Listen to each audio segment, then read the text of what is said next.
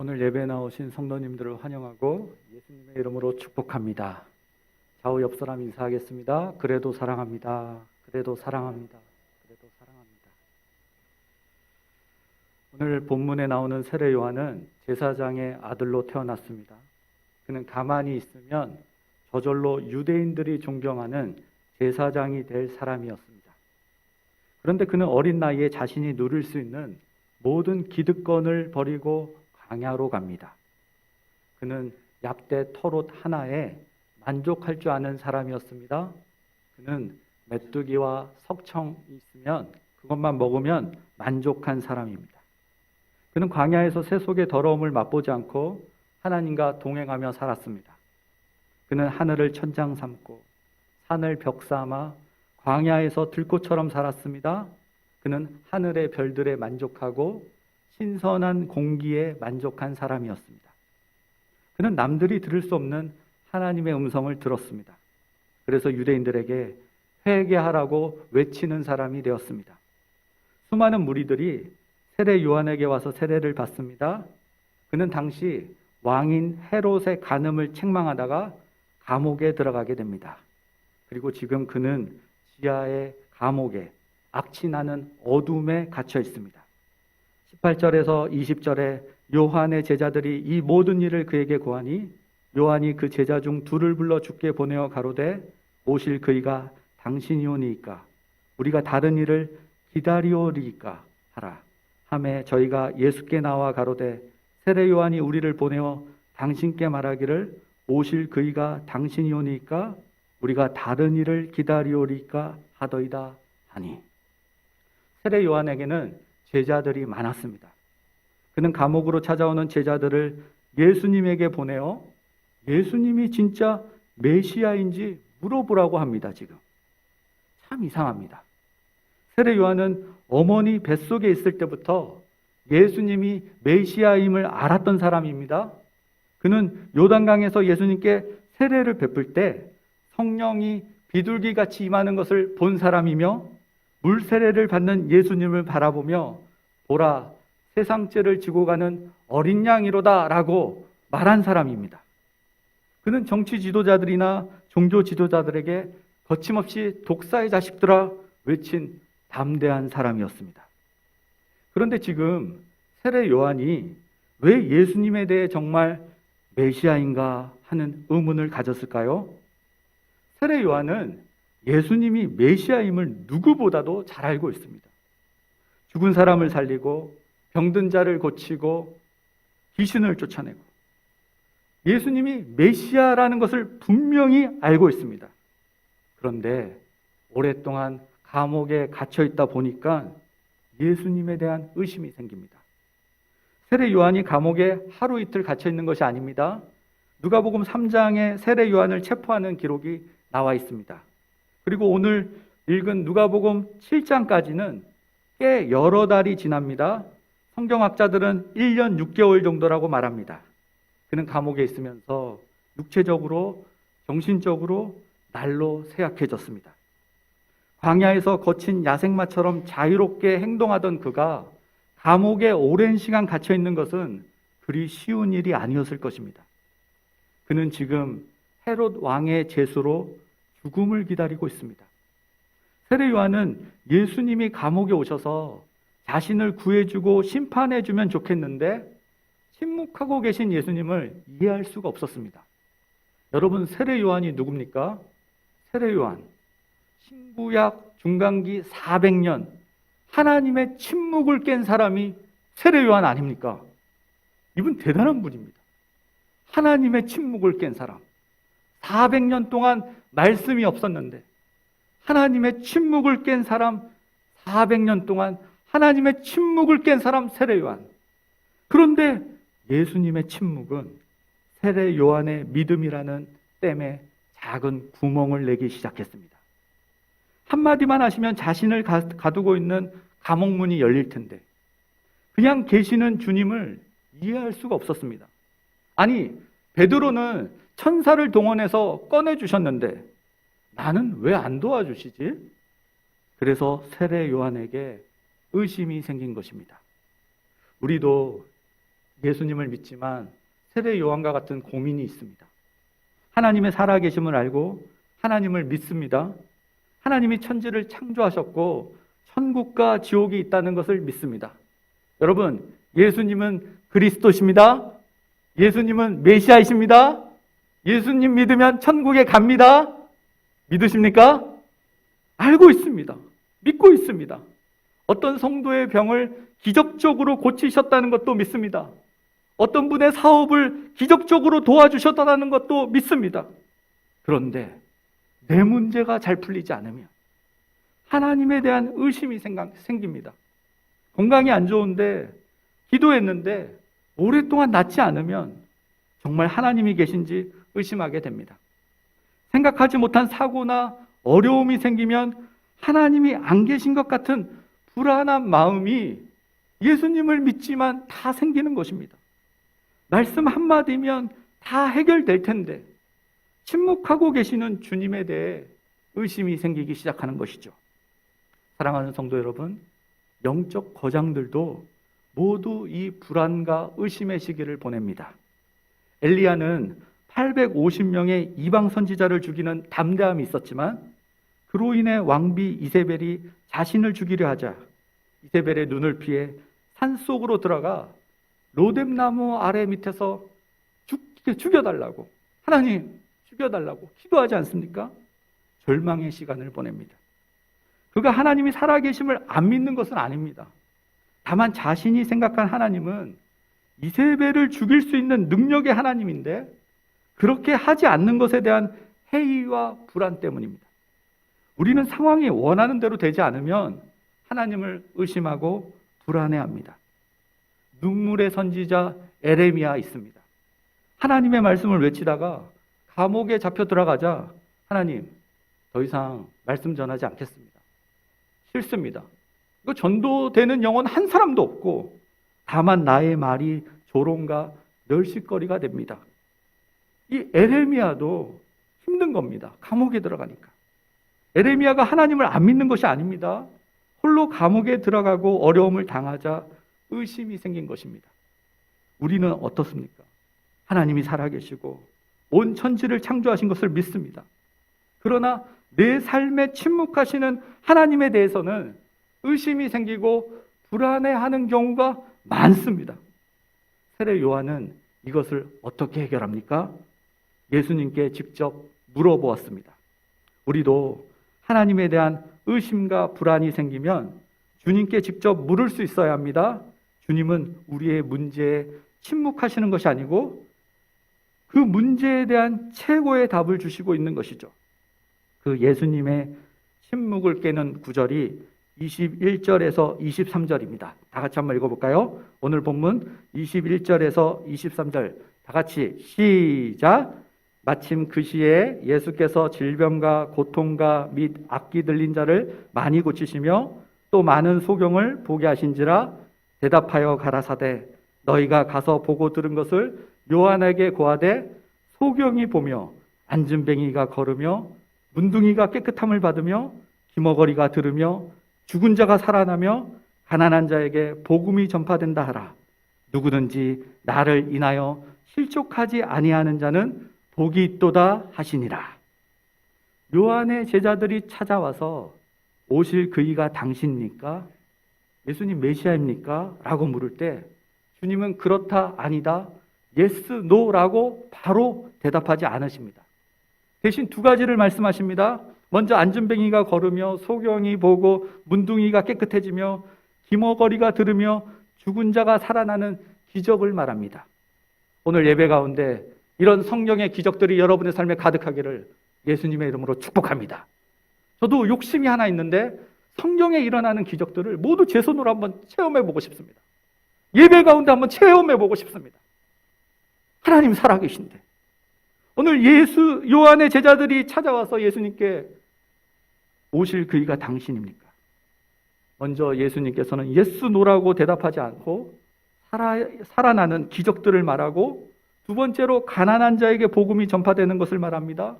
그리고 덧붙여서 나로 인하여 실족하지 않는 자가 복이 있다고 말씀하십니다.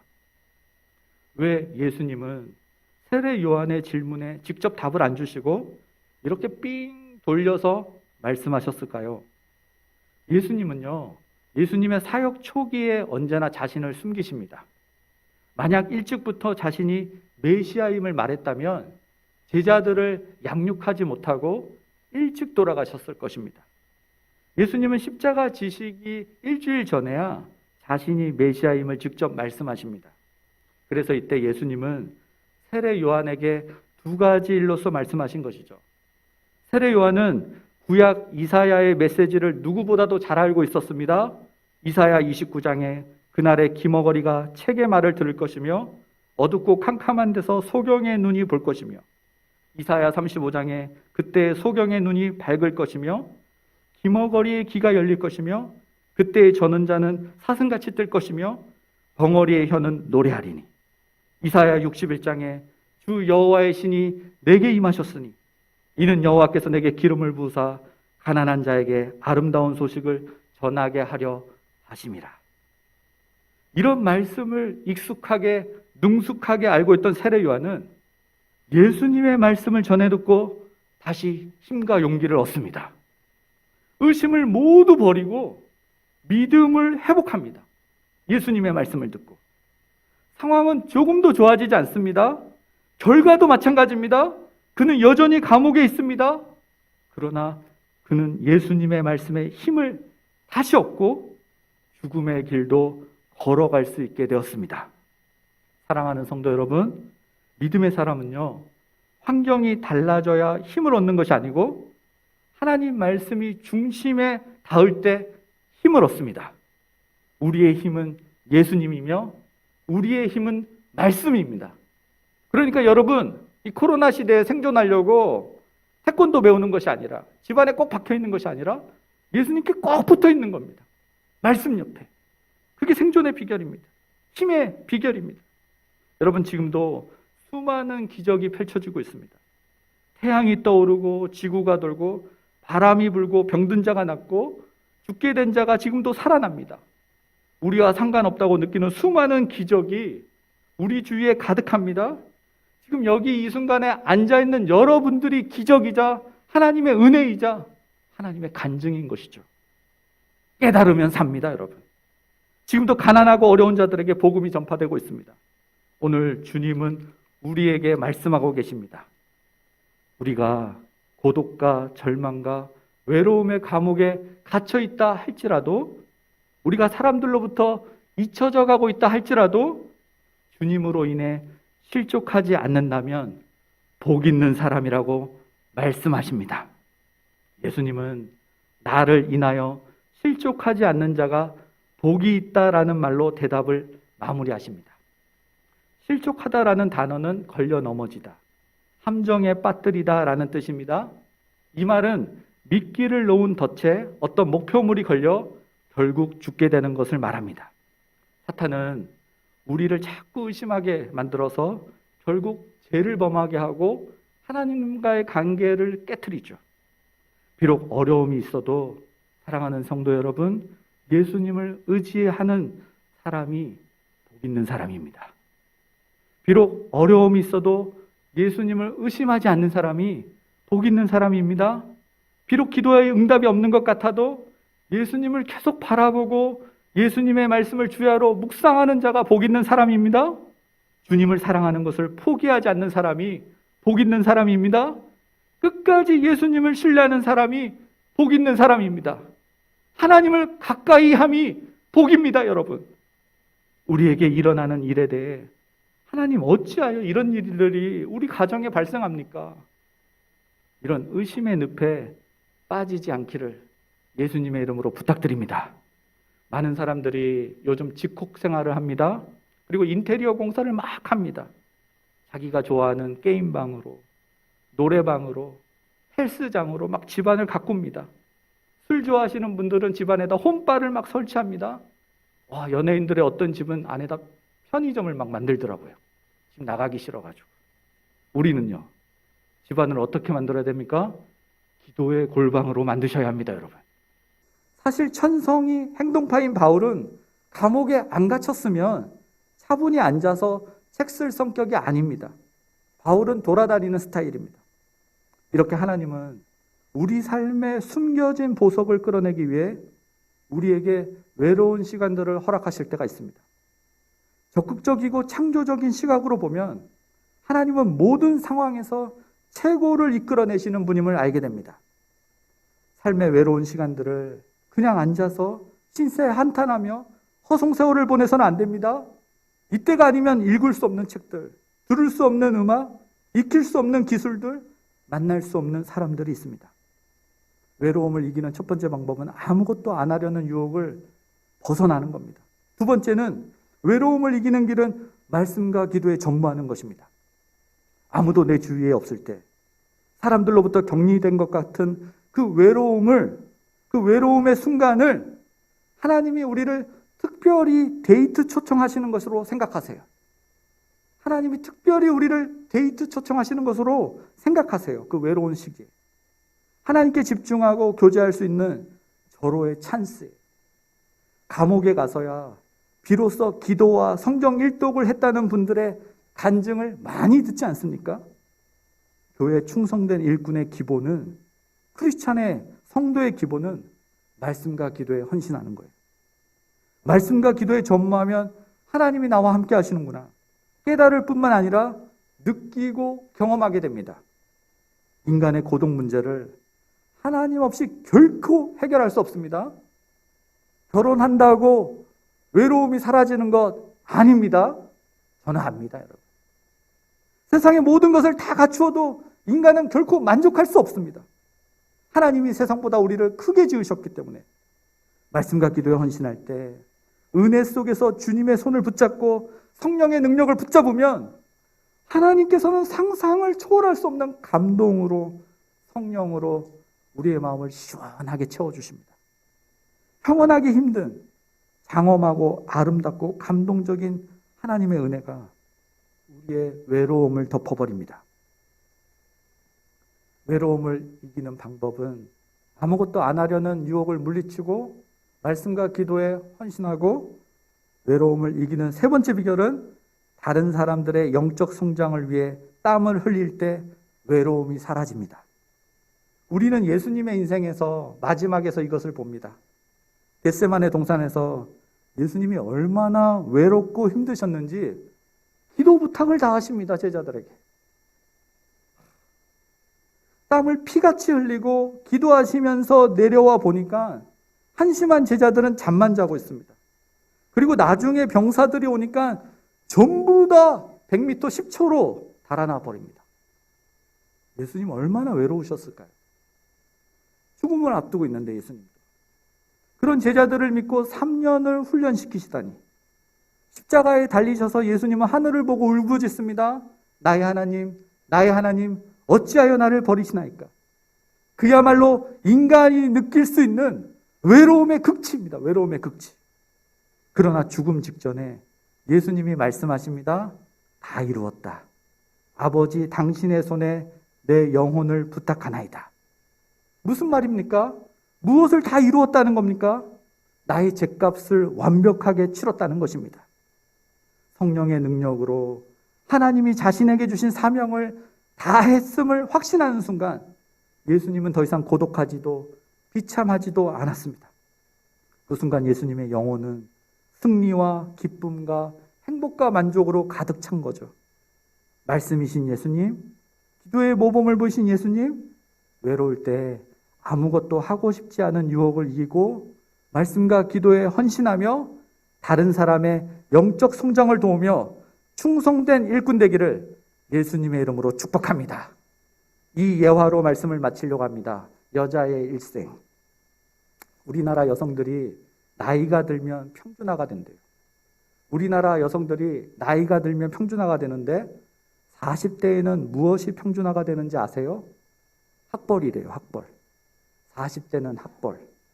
여상을 나왔던, 외고를 나왔던, 애 키운다고 미분적분 영어 단어 다 까먹고 학벌이 40대는 다 평준화가 된대요. 우리나라 여성들이 나이가 들면 평준화가 되는데 50대에는 무엇이 평준화가 되는지 아세요? 외모가 평준화가 된대요. 외모가.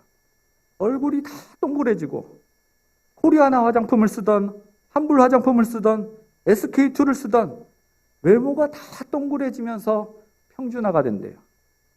우리나라 여성들이 나이가 들면 평준화가 되는데 60대에는 무엇이 평준화가 되는지 아세요? 자식 자랑이 다 평준화가 된대요. 서울대를 나왔던 대기업 또는 공무원에 취직했다던 그 자녀들, 지금 사랑하는 사람 만나 이제 다 떠나고 그나마 용돈 붙이는, 전화해주는 자녀는 효자래요. 우리나라 여성들이 나이가 들면 평준화가 되는데 70대에는 무엇이 평준화가 되는지 아세요? 남편 자랑이 평준화가 된다. 남편 자랑. 70대는 남편 자랑. 돈 많이 벌어주던 그 자랑스러운 남편, 이제 매일 잔소리만 해대고, 그나마 살아계시고 건강하면 감사하죠. 없는 분들도 너무 많고. 우리나라 여성들이 나이가 들면 평준화가 되는데 80대는 무엇이 평준화가 되는지 아세요? 따라해 봅시다. 돈 씀씀이. 우리나라 여성들이 나이가 들면 평준화가 되는데 80대에는 돈 씀씀이. 80대에 밍크코트 사 입는 할머니 한 분도 없고 다들 요구르트 사오라고, 된장 사오라고, 죽 사오라고, 병원 좀 가자고. 돈 씀씀이가 다 평준화됩니다. 우리나라 여성들이 나이가 들면 평준화가 되는데 90대에는 무엇이 평준화가 되는지 아세요? 삶과 죽음. 삶과 죽음. 아침에 자고 일어났는데 살았는지 죽었는지 온몸이 쑤시고 아프고 거동도 불편하고 뒷목도 땡기고, 90대는 삶과 죽음이 평준화된대요. 사랑하는 성도 여러분, 지금 무엇을 위해서 그렇게 열심히 사세요? 지금 무엇으로 위로받으려 하세요? 이 시간 앞으로 여러분의 삶이 하나님의 말씀으로 위로받기를 예수님의 이름으로 축원합니다. 다 평준화가 되는데 믿음 흔들리지 말고 말씀 꼭 부여잡고 기도하면서 예수님 의지하면서 예수님 끝내주게 사랑하는 멋진 성도님들 다 되시기를 예수님의 이름으로 축복합니다. 따라해 봅시다. 화이팅! 목소리 작다. 화이팅! 목소리 작으면 예배 안 맞춰요. 화이팅! 힘내십시오. 예수님이 여러분 사랑하십니다. 기도드리겠습니다.